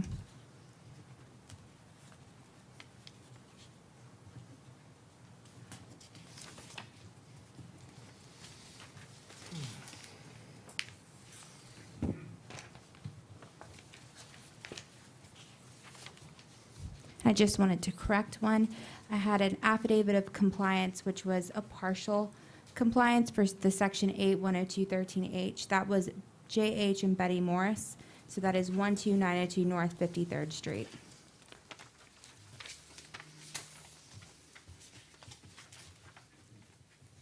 And the Betty Owens at 4505 Brentwood Drive, that is compliance, and that was the property transfer. Just to clarify those two. Now I have affidavits of noncompliance. Case number 050557B, City versus Jeffrey Rhodes and Vernica L. Road, 708 Grand Circle. Case number 080292, City versus Christopher B. York, 7604 Leon Avenue. Case number 121424, City versus Stella M. Hunley Harrison, 9603 Overlook Drive. Case number 145858, City versus Melissa A. Gazzola, Trustee, 13203 Sanctuary Cove Drive, Unit 304. Case number 152510, City versus Coyley Berry Jr., 114 North 52nd Street. Case number 16300, City versus Stella M. Hunley Harrison, 9603 Overlook Drive. Case number 160491, City versus Richard D. Warren and Deborah L. Warren, 108 Mission Hills Avenue. Case number 162397, City versus Dudley Black, 9408 Hidden Ridge Place. Case number 170403, City versus J.H. and Betty Morris, 12902 North 53rd Street. And that was because it was in partial compliance. Case number 170469, City versus Nathan A. Meyer, 107 South Greenfield Avenue. Case number 171519, City versus Elizabeth Graham and Sharon B. Callahan, 10317 North 53rd Street. Case number 171592, City versus Timothy L. Madison, 5301 Rainbow Drive. Case number 172440, City versus James B. Burns, 602 Courtney Drive. Case number 172613, City versus Dudley A. Black, 9408 Hidden Ridge Place. Case number 172746, City versus James Stevens and Glenn Johnson, 104 Holland Avenue. Case number 172748, City versus Thrasher Investments, LLC, 108 Holland Avenue. Case number 2786, City versus Anthony D. and Marcina L. Bobo, 7501 Okeechobee Court. That was just partial compliance. Case number 173269, City versus Timothy L. Madison, 5301 Rainbow Drive. Case number 180048, City versus Rictavious Shawan and Rio Laney M. Green, 217 River Hills Drive.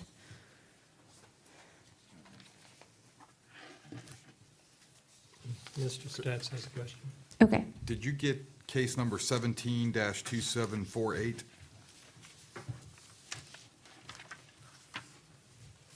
Thrasher Investments? Yeah. I didn't hear you say that. Yes, that was a non-compliance affidavit. Okay.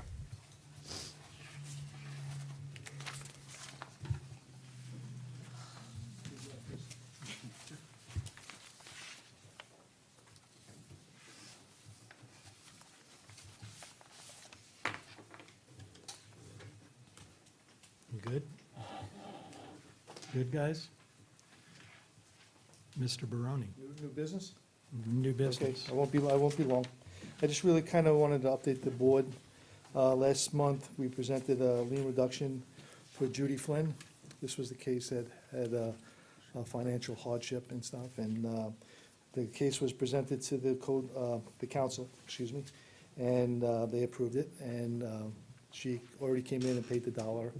So I just wanted to say thank you, and on a difficult case.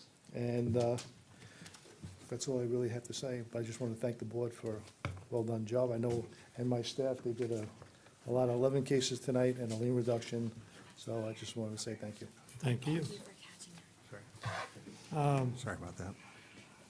At this time, because I wanted to welcome this is kind of at the end, but it was going to be at the beginning. Want to welcome our Temple Terrace mayor and city manager, and each of the rest of you that came into the meeting tonight. It's been fairly long. Who is taking over here? Are you going to take over, Tom? We're going to end the meeting. Okay. All right, we're going to end the meeting, but I just want to go on record that these people have stayed with us all night. Is there any new business? Motion to adjourn? Well, I have a question. What is, I'm not privy to, Just- after the adjournment. We're going to, that'll come. So I Just can't, stay I'm not with- leaving just after the stay- adjournment? Just stay with me. I'd like you to stay. Stay with me, Mr. Lloyd. Motion to adjourn. Second? Meeting is adjourned.